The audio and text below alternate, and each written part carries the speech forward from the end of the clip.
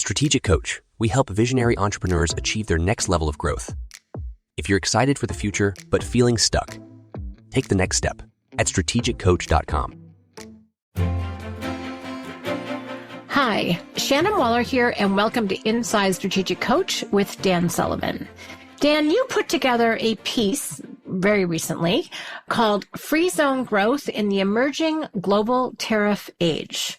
And as we're talking and as this is being released, global tariffs are actually now a thing. But you did a great, as you call it, perplexity collaboration to give some advice and direction in what I'm calling, it's not so much scary times as uncertain times. And I really appreciate that you actually were super proactive about this, because a lot of people are like, okay, the rules of the game have just changed and they are working to catch up. So let's talk about what is the emerging global tariff age, and then we'll talk about how to deal with it. Yeah, well, there's a little background to what's going on right now. Like something new has just emerged in the world. And actually, there's some historical perspective that's needed. The event, of course, was on April 3rd. The President of the United States, Donald Trump, put out a chart which indicated that the United States, in its trading relationships with the rest of the world, was going to charge tariffs. There was, first of all, it was going to be 10% for all countries. And then certain countries where there's a great trade imbalance between the United States and the other country, he established tariffs of 25%, 35%, and with some of them much higher. This seemed like a bolt out of the blue for most countries, but there's a historical context that has to be understood. And you have to go back to the first week of July of 1944. And I've always had an interest in this because in the 1st of July of 1944, I was 6 weeks old. Something big happened. Now, I wasn't real aware at 6 weeks old. I wasn't real aware of what was happening, but it was a point of great interest that this had happened, while I was alive. And what happened was they could tell that the Second World War, the war in the Pacific and the war in Europe, was going to come to an end sometime. They didn't know quite, but it was within sight. The war had been devastating to most countries, especially the European countries and other countries in the Pacific area, Asian area. And the United States at that point, in terms of the world economy, the economy of the United States was 50% of the total world economy.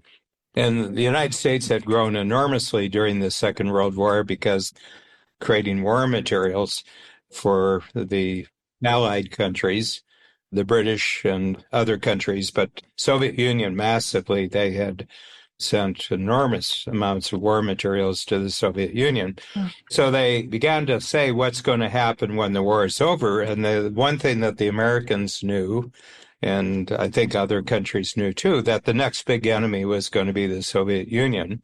They were allies for the purpose of defeating the Japanese and the Germans, but they knew that the moment that the war was over, there was now going to be a state of war between the Soviet Union and basically the Western democracies. Mm-hmm. So they put together a plan, and this seems to be an economic plan, but it was actually a security plan where the United States, first of all, the dollar, the U.S. dollar, would become the global currency. The British pound had been the global currency that the most international trades, you need a currency to trade in, and the British pound had been the currency up until then, and the U.S. dollar was by far the strongest currency. And then that the U.S. would massively lend money to all the other countries. The main program was called the Marshall Plan. Right. They just lent enormous amounts of money to countries to rebuild their economies so they could start producing products. It was a real manufacturing age, industrial age, manufacturing age. So these were factories that produced everything that the civilian economy would need. Mm-hmm. So that was one thing. And they could send their products to the United States. The Americans would buy the products and they could come into the United States with no tariffs whatsoever, which had been unknown in the world. You always had tariffs, so tariffs were always there. And the other aspect of it, the U.S. Navy, which to this day is the greatest Navy ever, would protect all the trade routes around the world. The British had done some of that, but the Americans were going to make it global. Yeah. And they did that because the Americans did not want to have a war in Europe where they were sending American troops to Europe or to Asia to fight against the Soviet Union. Americans don't like their taxpayers coming back in coffins. They don't like their workers, the people who do the work in the United States. And it was all security. The first thing to understand, it wasn't economic at all. The United States did not need the rest of the world. They had their own economy. It went into place right after the war, 1945, mostly 1946, and then it extended all the way to 1992 when the Soviet Union collapsed. It just collapsed because economically it wasn't a feasible country. So, Dan, this strategy, it sounds like, was peace through economic growth. Does that make sense? And that was going to be one of the best ways to keep, well, it was a Cold War, but to keep Russia at bay, was to actually increase everyone's economic capability. Yeah. Is that accurate? With the agreement that that country who was receiving the aid, their attitude towards their own military and their security, that they would be on the side of the Americans in relationship to the Soviet Union. And if you don't understand that, and you don't understand this context, then you don't understand really what's going on right now in the world. And one of the things when the tariffs came out on April 3rd, I said to myself, and I talked to other people, I said, the Second World War is now officially over because this whole strategy was just a product of the Second World War and then the Cold War. Okay. The Soviet Union collapsed in 1992. Well, the Bretton Woods Agreement that was almost the momentum sounds like it carried it until 2025. Yeah, is that right? And that's the whole point. Technically, it should have ended in 1992 that we're not going to do this. But what had happened during those 45 years, whereas the U.S. was not charging tariffs on foreign goods that were coming into the United States, other countries were charging the U.S. tariffs. Gotcha. And that includes Canada, includes the Germans. Most of the countries in the world had charged tariffs. In other words, that we'll take advantage of your no tariffs, but we'll charge tariffs against the Americans selling, American-made products into the other countries. One of the byproducts of that is American corporations started closing down their factories in the United States and moving their factories to these other countries. Mm-hmm. And then they would make products in these other countries and sell them back into the United States. But American workers got none of the employment. There was no prosperity. And this went on and on and on. And I remember in 1992 when the Soviet Union, without anyone's permission, collapsed, it was like nobody said, this is not a big deal. And the reason is everybody just didn't want the deal that they had with the United States to stop. Well, yeah, protected trade routes was so useful to the world. Well, and the other thing is no tariffs into the United States. But they kind of forgot the deal, like to be allies. Yeah. Yeah. And this was noticed in the 1990s. President Clinton, who came in 93, he was elected in 92, and he was talking about it, not in a big way. And Bush, younger, was talking about it, and Obama, there was talk about it in the Obama administration. But Trump, as a businessman, all during that period for the 60s, 70s, and 80s, he was saying, there's something unfair going here. But once the Soviet Union collapsed, he, as a businessman, was saying, there's something really, really screwy about this, that we don't charge tariffs, but they charge tariffs. I mean, there were little tariffs on certain things, but one of the things this caused was a huge trade imbalance that other countries were making money out of American buyers, but the United States was not making money out of selling our products into other countries. So Trump brought this up in his first tour, and then he was defeated in 20, but he had 4 years to really think about it, and he came in, and he was talking. I mean, he ran on this. He ran on this in his election. There shouldn't be a secret. He's been talking about this openly since 2016. We've got to rearrange this. And so when he came back into power here in 2025, he said, okay, we're going to do it. That's the background to it. But the big thing about it is the start of a negotiation Mm. And what he wants to say is, let's every country in the world, let's sit down again and bring everything up to date. Right. Okay. So his move about the tariff, has taken on a incendiary term. But what it is, he says, with every country in the world, there's 200 countries in the United Nations. He said, let's have negotiations and just you and us and how trade is going to go forward here. And I just wanted to get your attention with the tariff, and now let's start talking. But a whole bunch of countries immediately put retaliatory tariffs on the United States. And he says, we're not going to talk to you, but all the countries that didn't put retaliatory tariffs on the United States, he says, okay, I'm willing to say there's no tariffs either way, and let's talk. And China immediately put huge tariffs because they're the rogue nation in the world right now. They've never played by anybody's rules. They steal other people's ideas.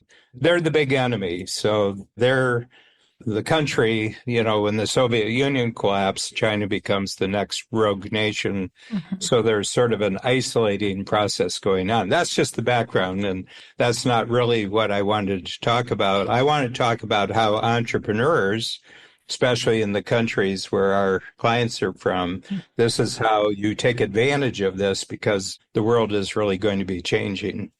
And I think the context, Dan, which I really appreciate because you have such an incredible grasp of how things happen, is really important to know that this has been a long process. If you think about a deal was made 80 years. 80 years, this is a new deal, right? The new deal. That's important context because otherwise you're like, what the is actually happening? So I think that context is really important. So you have 5 points in your collaboration with Perplexity. So 1, diversification of trade partners. 2, domestic economic adjustments.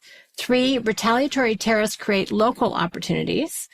Number 4, reevaluation of supply chains locally and regionally. And 5, push for private sector-led trade innovation. Mm-hmm. So let's do a dive into these. Diversification of trade partners. What does that look like? What's possible that wasn't before? Well, immediately, I think what would happen just as a result, immediately there's been enormous perturbation around the planet. Every country all of a sudden had to rethink their whole future as a result of about a half-hour presentation that the president made. But he's a negotiator, he wrote a very famous book before he became president called The Art of the Deal. And chapter 4, he said, when you negotiate, you always start high with your demand or your bid. Okay, this is my price. And he says, if you want to get to halfway of that, you have to start twice as high. There's a number and there's a new set of relationships I want. So you have to appreciate that people say, well, he's just a man. No, he's starting a negotiation with you, but it's just with you. Okay, this other country is a different negotiation, and there's 200, and he's got all of his negotiators now talking about the.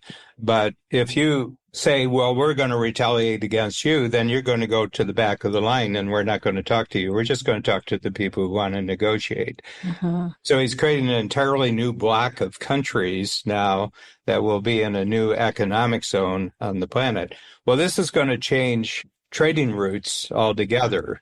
Okay, so for example, France, Canada immediately says, and they said, okay, well, we're going to negotiate with you later. So for now, the tariffs are there, but you have a choice. If you don't want any tariff, you really want to make us very agreeable. Why don't you move your factories to the United States and produce the products in the United States so that our people get hired?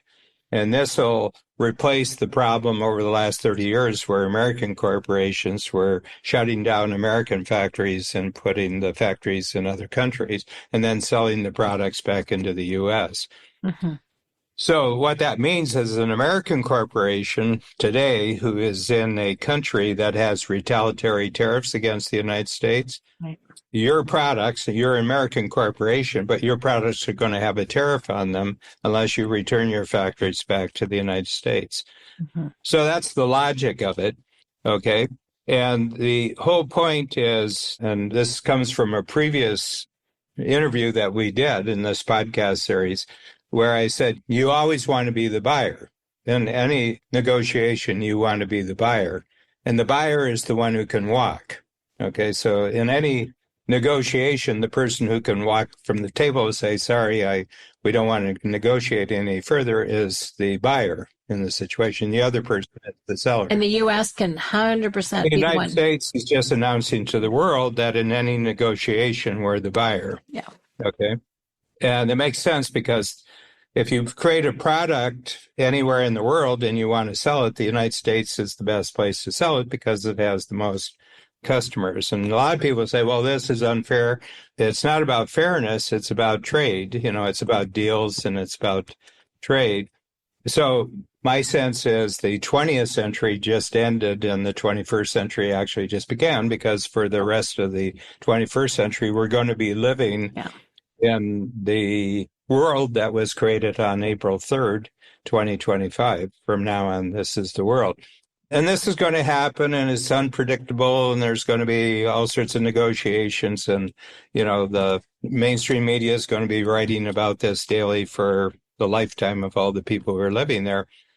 But the big question is, my interest is in entrepreneurs. If this is the new world and the old rules don't apply anymore, how do you take advantage of opportunities that are taking place in your country? Mm-hmm. You're in the United States, you're in Canada, you're in the UK, you're in India, they're in Australia.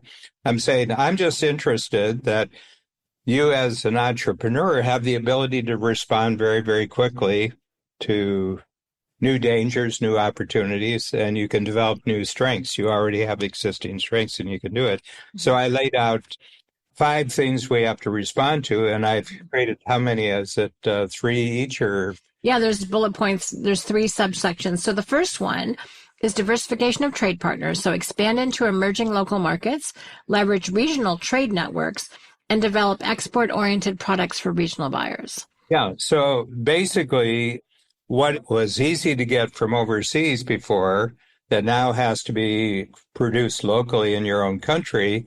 From an investment standpoint, you can invest in new startups, or if you're in that business, you can know that you can expand because you're going to have local customers who are no longer being supplied from the outside. It's just very expensive now to bring things in. So what's the opportunity to create new things, And every country has its strengths. So what you have to look at is you have to accept the rule that the game has completely changed. It's like a game of Monopoly or a game of Scrabble. Mm-hmm. When the game ends, all the pieces go back into the box, except this time there's a new game board when you start the new game, and there's a new set of rules. But my feeling is that if you're an entrepreneur, you're going to respond to this much more quickly. Mm-hmm. One new opportunity you have, which is a strategic coach strength, is that all your existing customers as an entrepreneur go out and ask them how they're feeling about all this. So this is the time for the next month or 2 is to go out and have breakfast, lunch, and dinner and say, can I ask you a question? What's your future look like? And say a year from now, what do you want your future to look like? And say, what dangers do you have now that you're fearful? And say, so if someone could help you overcome these dangers over the next year, would that be worthwhile? Okay. Yeah. And opportunities, what opportunities do you have?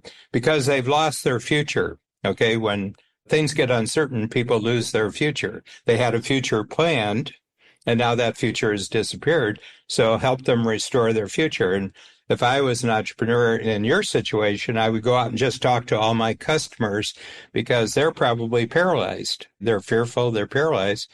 Just go out and give them a full hour where they can just talk about their dangers, their opportunities, and what strengths do they have they can maximize. And just having that conversation, they start to create their future again.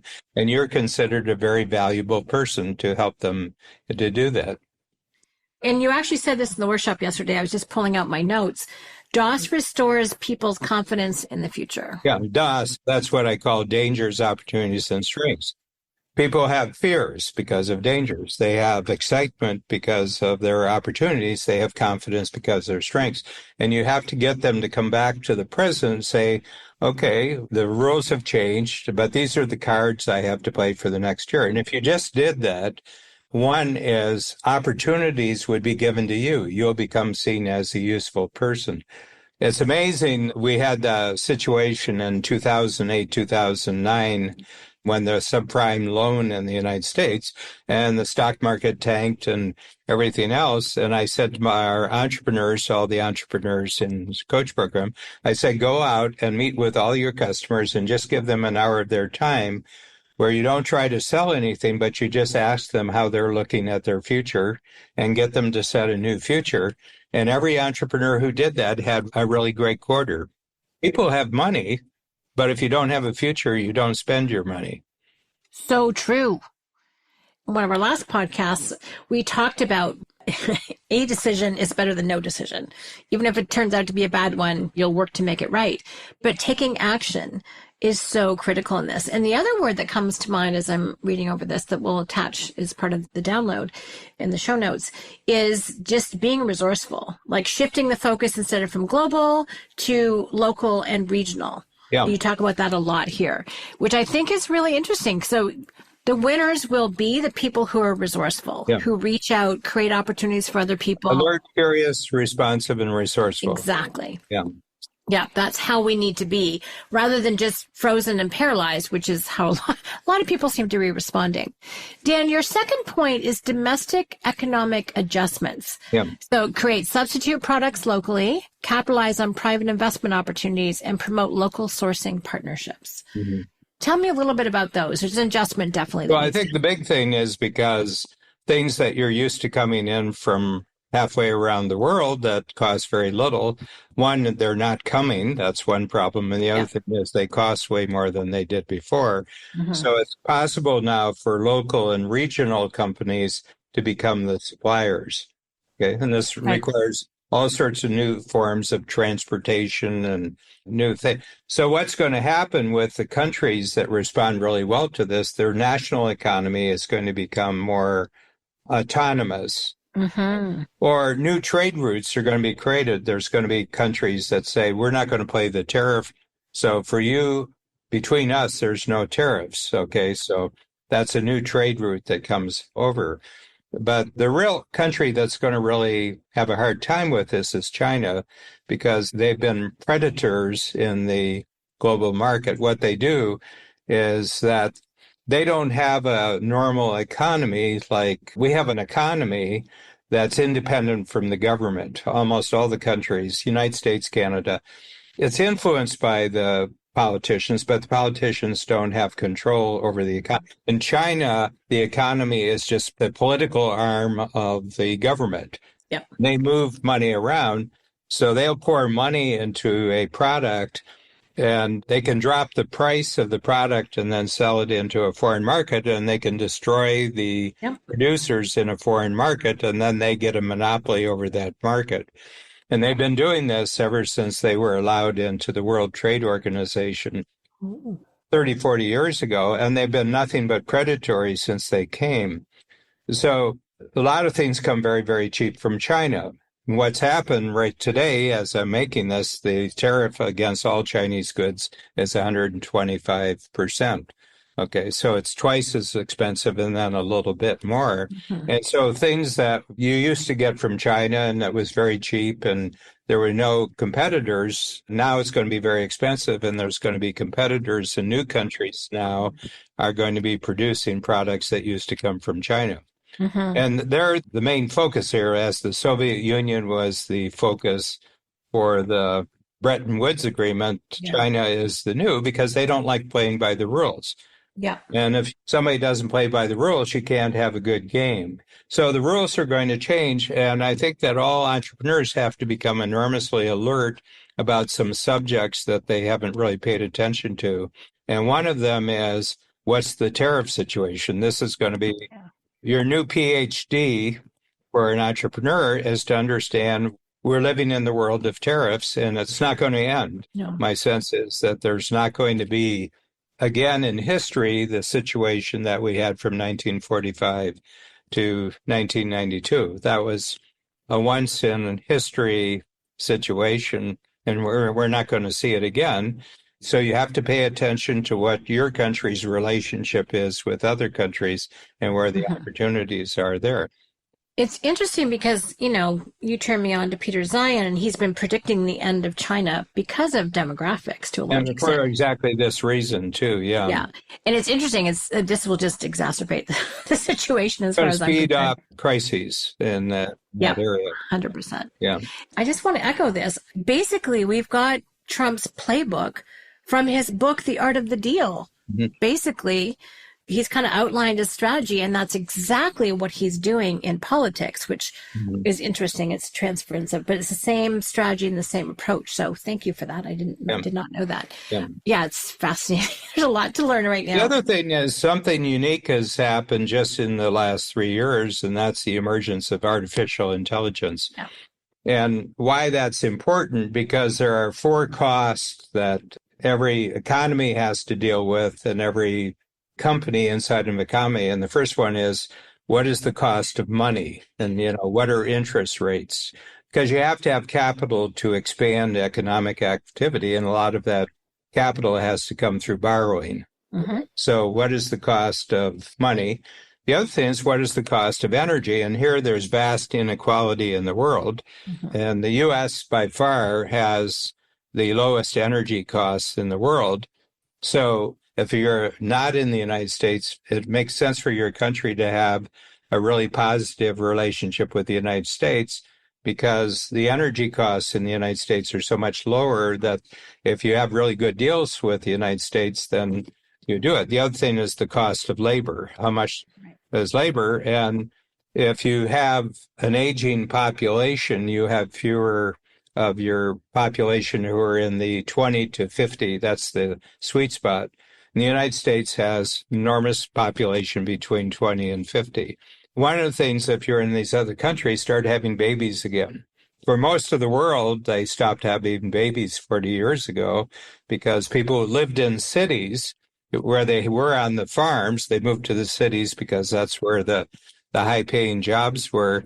But the problem with cities is that you're living in small spaces, and on the farm, children are very valuable, but in the cities, they're expensive furniture. They're luxury. It's a furniture that on average costs you $200,000 until they're 18 at the lowest cost. So there's all sorts of social changes. There's all sorts of relationship changes. But as an entrepreneur, you're in the best position of anyone in your country to actually think through the future, because you can make decisions and you're used to being useful.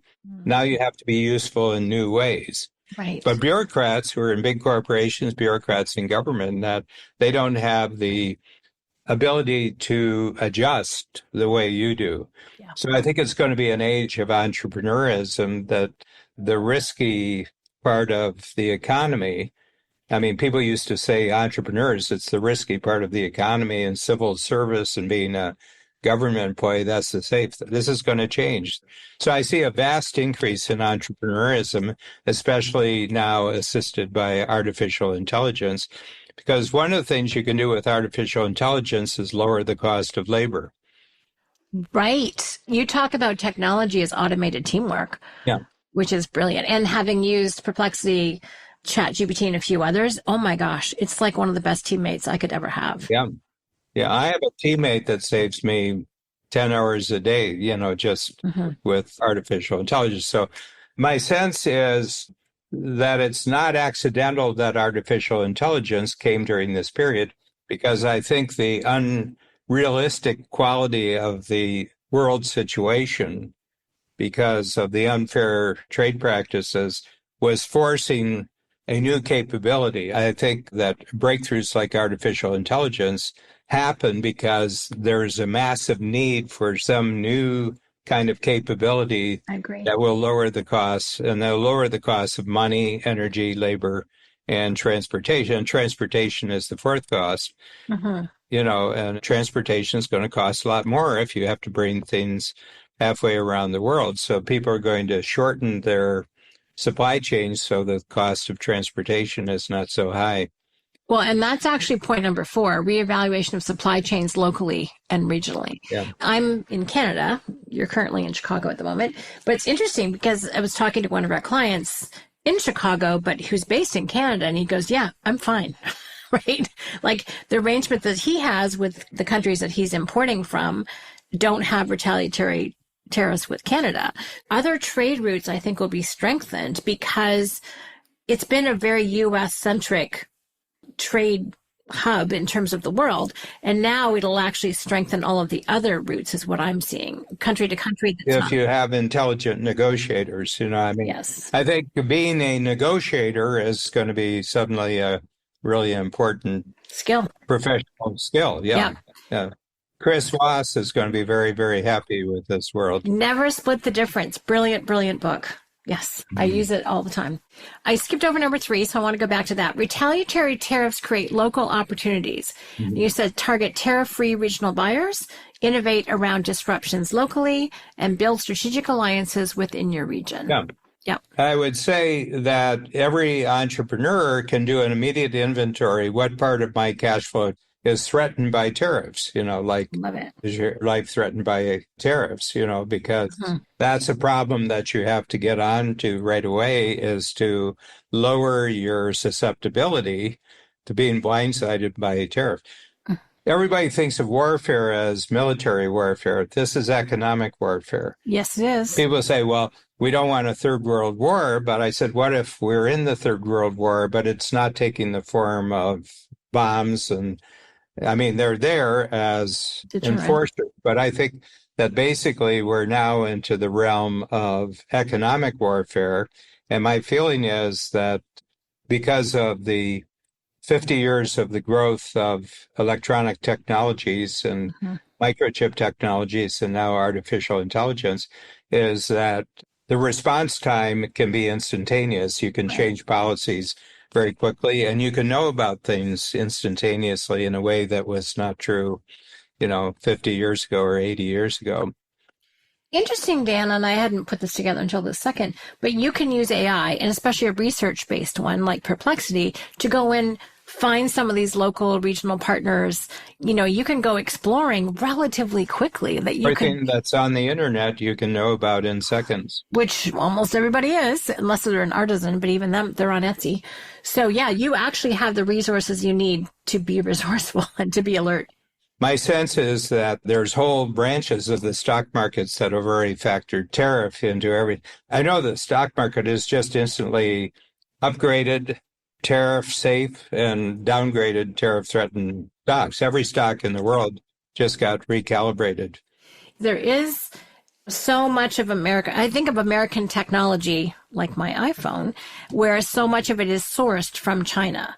So it's, a lot of our technology is going to get a hell of a lot more expensive, which is really interesting. So there's definitely, hopefully it's short-term pain for Americans and offshoot of Canadians too, with some of these changes. I understand kind of most of the why behind it, but there is definitely a huge need to be resourceful because things are going to get more expensive for a while. Yeah, my sense is that there will, like during wartime, there was rationing during the Second World War, First World War II, there was rationing. Every war there's rationing because normal courses of business get interrupted. But you never get anywhere by being defensive in a period like this. And entrepreneurs are trained to respond very, very quickly to new situations.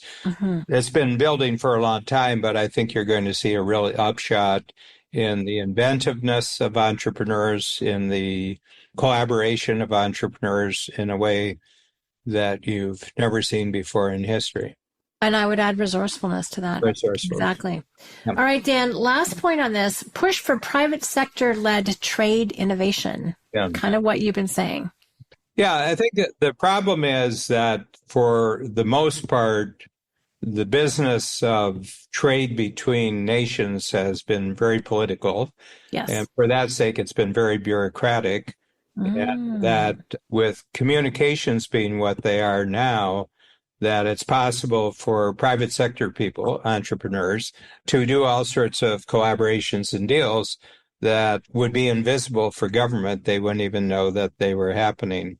There's some great suggestions here. Lead private sector solutions, like creating a 50-member tech CEO alliance to standardize cross-border e-commerce practices, fund a research lab, host quarterly innovation summits. The collaboration's amazing. Yeah. Build multilateral bridges, dominate niche markets. I mean, these are great suggestions. Yeah. And none of this has to be organized by government. This is just individuals self-initiating. You're just initiating that thing. And I think the role of government is going to change drastically. I think governments are going to be much smaller. I think artificial intelligence can replace 50 to 100 bureaucratic jobs, and everything else. I think the highest unemployment sector going forward is actually going to be laid off civil servants. Apparently. No, I mean, the United States, you can see it's been happening. There'll be hundreds of thousands fewer federal government employees just in the first 12 months of this because, having meetings, the meetings can be done electronically now, so I think there's going to be big jumps in productivity, big jumps in innovation and everything like this. But if you're depending on big institutions protecting your future and giving you direction, I think that's going to be lacking. Dan, you end up this document, which again, we'll include in the show notes. You say, this is your moment. Tariffs didn't close doors. They reveal better ones. Outthink bureaucrats, outmaneuver giants, outbuild everyone. Start now. The global tariff age is not a threat. It's your opportunity to redefine success. Yeah. Yeah, it's very encouraging what you're saying, but it basically also get in motion. Don't stay frozen. Deal in a good way with what's going on. Sounds like there's a lot of opportunity to lean into and to create enormous value for other people, to lower the melt costs that we've talked about, and to kind of embrace this rather than resist it. Yeah, and I would say young people who are in their teens is make your learning and your training and your education about something that's really useful and not theoretical. I think it's going to be a period like if you're an 18-year-old and you go to a community college and you take a 10-week welding course, you'll make $60,000 at the end of your first year. Okay. If you're taking some very theoretical program at a university, you won't come out of university with a skill that's really needed during this age. And you may have a huge debt as a result. So I think parents right now, regarding their education and training of their children, I think we're going to shift significantly in what constitutes the kind of skills that young people should be learning and practicing. I think the whole age, is going to be a thing of history. We won't be in that age anymore. It's interesting, Dan, we are 50 years from during what you described as the last great crossover, which was really microtechnology. And it feels like we're starting a new one, which is kind of artificial intelligence. Artificial intelligence, and then also the end of globalization and the start of, we haven't had a name for it yet. It was just a period of history, and, it served a particular security purpose. It wasn't about economics, and it ended, and now it's a totally new situation. Well, as you said, the pieces have gone back into the box, and it's a whole new game board. And I think the sooner people realize that and come to grips with it, the more effective, powerful, productive, and contributing they'll be. So I appreciate your perspective. I may not like everything I'm seeing or hearing, but I think you've given an enormous amount of direction about how to be capable and creative and contributing in this time of disruption. So thank you, Dan. Awesome. Thank you.